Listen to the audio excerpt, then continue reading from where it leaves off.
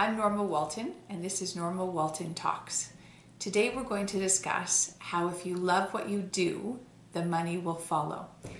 When I was a girl, I used to play basketball with the boys every morning in high school. And for London, Ontario standards, I was okay at it, pretty good at it. So when we were playing, I was told right around this time, if you find something that you love to do, you'll never work a day in your life. You will, be able to play and make money. And so that concept was attractive. But at that point, I was a teenager. I was a woman. I was not capable of dunking, and thus basketball was not a career that I could pursue with any legitimacy. So fast forward to university. I did university, I went to law school, I met and married my husband. We opened a tiny little law firm and we started to practice law, and I was practicing family law.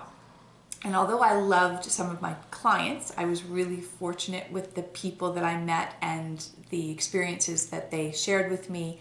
I didn't love the practice of law. It's a real treadmill. You sort of feel like you have to do what you have to do in order to support the lifestyle that you're creating, but it's not a lot of fun. So continuing along the law firm, we practiced for about 8 years, and just at the end of that time, I went back and got my MBA from Western.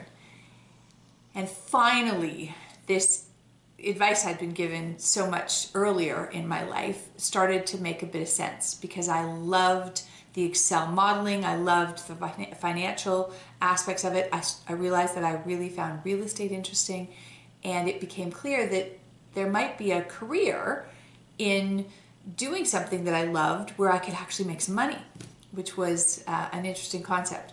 So halfway through the MBA, my husband and I went looking for some property to buy.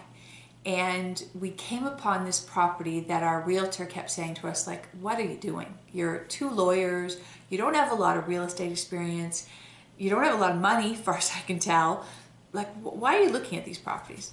And it kept coming back to four things. So the first thing, which any real estate professional will just focus on, is location, location, location. And this property was in Yorkville in Toronto, which, if you know Toronto, is sort of the Rodeo Drive of Toronto. So that was the first component. The second component was there was the ability to really impact the property. Like, it was a mess. It was raining indoors. There were all sorts of critters running around. There was mold. There was drywall peeling. It was a disaster. So that was attractive because it was something that you could fix and actually create something beautiful out of something that wasn't beautiful. The third component was that we actually were able to arrange financing terms so that with the little money we had, we could buy it and pay to renovate it. And assuming we got a little bit lucky and we're very frugal in our renovation, it might just work. So it was the right financing terms for that project. And the fourth component was it was just enough of a challenge, given that the expertise that we had and the size of the property, to make us think we might be able to pull it off. So we purchased these properties. The fellow who we were buying from was a very interesting character, as many real estate professionals are, or real estate owners and developers. And he was challenging to deal with, but we ended up negotiating a really good deal. So the financial terms were, we bought for $2.3 million. We got a mortgage from Community Trust of $1.3 million at 8% for a year. So we had 12 months.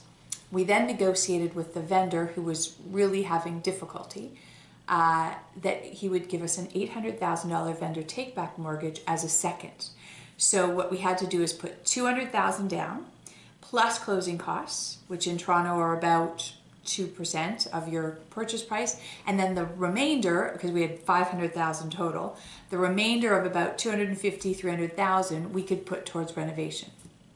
So the properties were 13,700 square feet over 2 buildings. And the prior vendor had started the process of severance but hadn't finished it. So what we did is we started in on the first building, the front building, and we renovated it to the point where we could move our little tiny law firm in.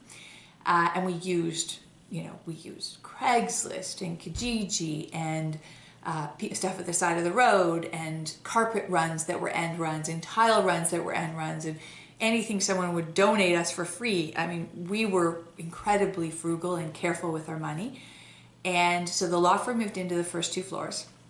And then on the 3rd floor and the lower level, we created very cheap and cheerful residential units. So really nice person moved into the 3rd floor. A nice gal moved into the basement, but she smoked. So all the work we'd just done was put in jeopardy because the smoke would infiltrate the whole place. So we had to kick her out and replace her, but that was fine.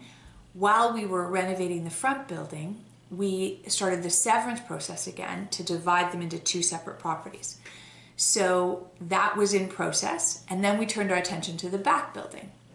And Yorkville's a very high-end community for a lot of international celebrities and people, and Prince Harry and Meghan Markle, and it's that kind of a community. So we had some very interesting tenants in the back building. We renovated first the basement, and we had this lovely French couple move in and stay for a number of years. Beautiful people. We then renovated the first floor, and we had a Buffalo Bill who didn't want to live in Buffalo. So he lived in Toronto and limoed back and forth every day, move in. So he was an interesting character. Then the 2nd and 3rd floors, once we finished those, we had a baseball star who played for the Blue Jays move in. And he was a partier. And so every 3 weeks he'd change his home number because his wife and kids would come up from wherever they lived normally. And he didn't want the parade of women that had been there the last 3 weeks to disturb him. So he was interesting. And then the 4th and 5th floor, we rented out to a high-tech executive who, when he was in Europe, made a fortune, married a stripper from Holland, brought her back here, and they lived there for a number of years and had babies. So very interesting characters in the back building. The renovations of the back building we did floor by floor and then tenanted, so that every time we finished a floor, we'd have revenue from it, so we could then afford to do the next floor. So this concept of love what you do and the money will follow made sense for that project. And at the end of the day, after the 12 months was over, we were able to create a value for the building from 2.3 initial purchase price plus the 300,000 renovation to 3.5 million. So there was a $900,000 increase in value, and we were able to we severed the 2 buildings, and what we did is we obtained a first mortgage from an institution on the front, same on the back, and we were able to take out our $200,000 initial deposit plus some of the $300,000, so we could theoretically go and do it again. So that was my first personal experience with love what you do and the money will follow.